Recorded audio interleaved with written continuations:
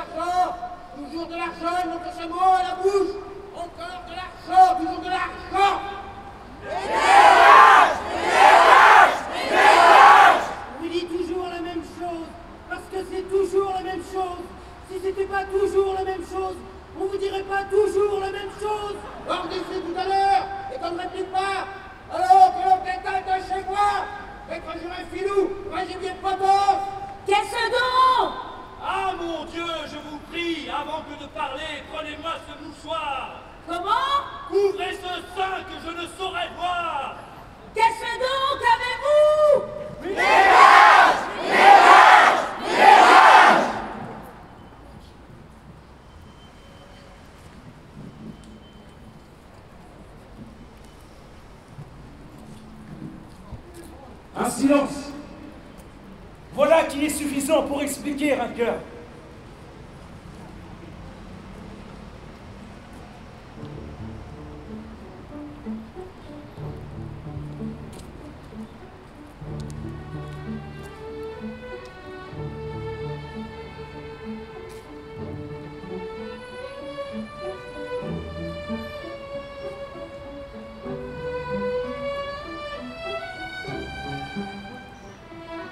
Quand on aime les gens, on les traite autrement.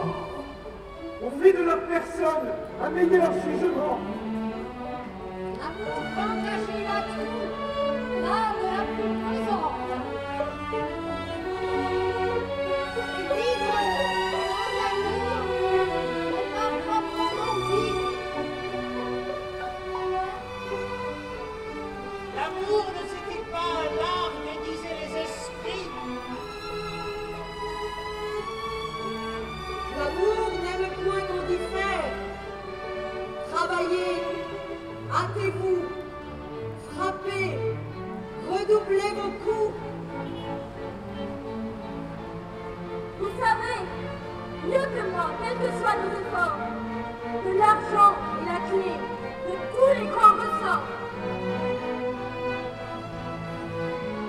Si je ne fais pas aussi bonne chère que je le voudrais, c'est la faute de monsieur votre intendant qui m'a rogné les ailes avec les ciseaux de son économie.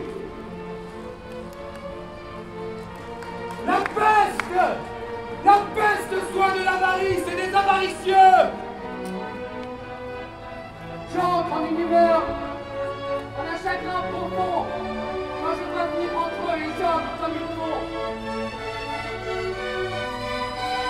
Je vous écoute dire, et votre rhétorique en termes assez forts à mon âme s'explique. Ne vous mettez pas en peine. Je vous réponds de renverser cet obstacle. Et j'y vais.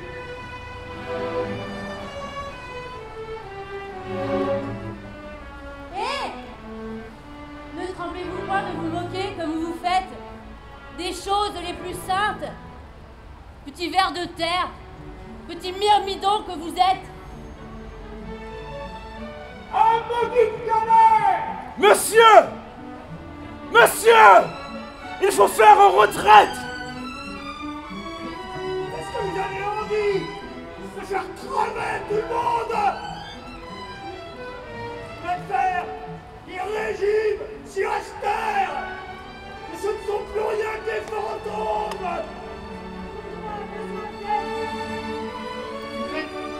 Peut-être tu vas être trop dur. Tu veux n'avoir vu piquer ton prochain. Soit on entend mal ce qu'on croit qu'on entend. Il ne faut point douter qu'il fera ce qu'il veut. Et s'il a de l'argent, il pourra ce qu'il veut. Cette café est donc un important mystère. Apprenez de moi, ici votre laquais, que le ciel punit tôt ou tard les impies, qu'une méchante vie amène une méchante mort, et que...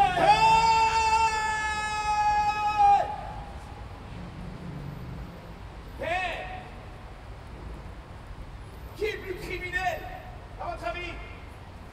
Ou celui qui achète un argent dont il a besoin? Ou bien celui qui vole un argent dont il n'a que faire? Qui n'a que faire?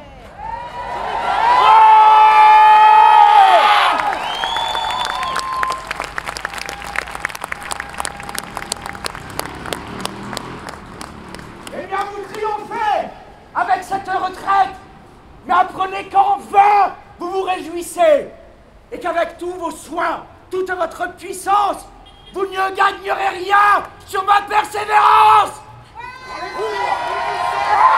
Ouais. Le siècle nous sommes, on ne donne rien pour rien. Le Seigneur Harpagon est de tous les humains, l'humain le moins humain. Ouais. Je ne veux point laisser passer une occasion de la sorte. Voilà le vrai moyen de vous apaiser.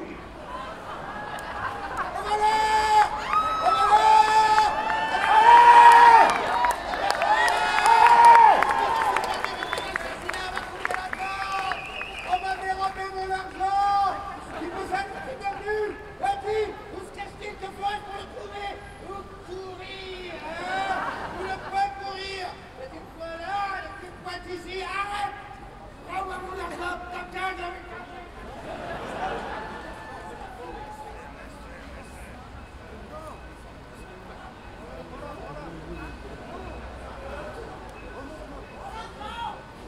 L'argent! L'argent! Les gaz! Les gaz! Les gaz! Les gaz! Les gaz! Châtiment politique. Je n'ai personne.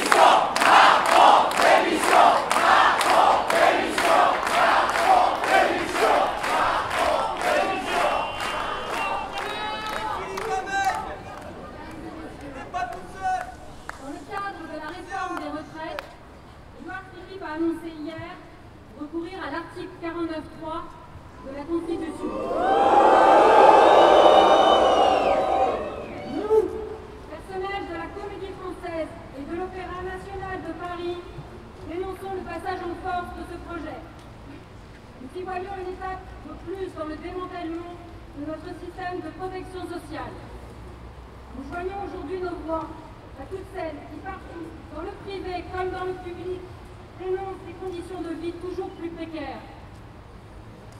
Simul et singulis, être ensemble et être soi-même. Telle est notre devise. La Comédie Française, ce sont 3 théâtres, 930 levées de rideaux par saison, 400 personnes et plus de 70 métiers différents. Tous tournés avec exigence vers les représentations du jour.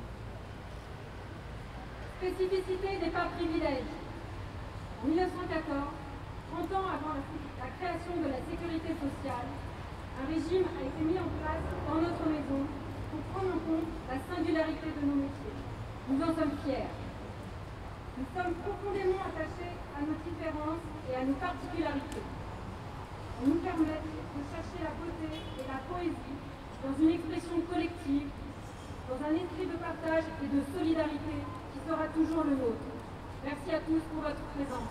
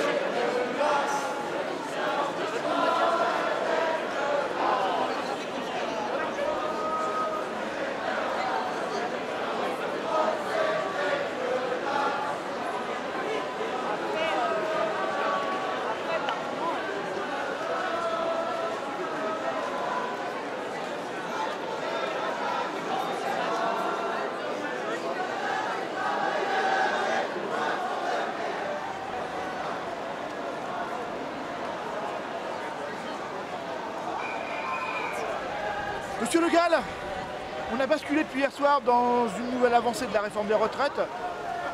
L'utilisation officielle par le Premier ministre, par le gouvernement du 49.3.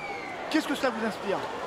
Moi, ce que ça m'inspire, c'est qu'avec ce mouvement qui a été entamé le 5 décembre contre la réforme des retraites, qui a été très suivi en reconductible jusqu'à fin janvier et qui a pris une nouvelle forme depuis fin janvier, ça m'inspire que le gouvernement, on l'a poussé dans ses retranchements et il ne respecte pas encore le peuple. Encore une fois, il ne respecte pas les grévistes, il ne respecte pas les travailleurs du pays qui luttent parce que ceux-ci savent que cette contre-réforme est détestable pour eux et va être nocive sur leur retraite et sur leur fin de vie en soi.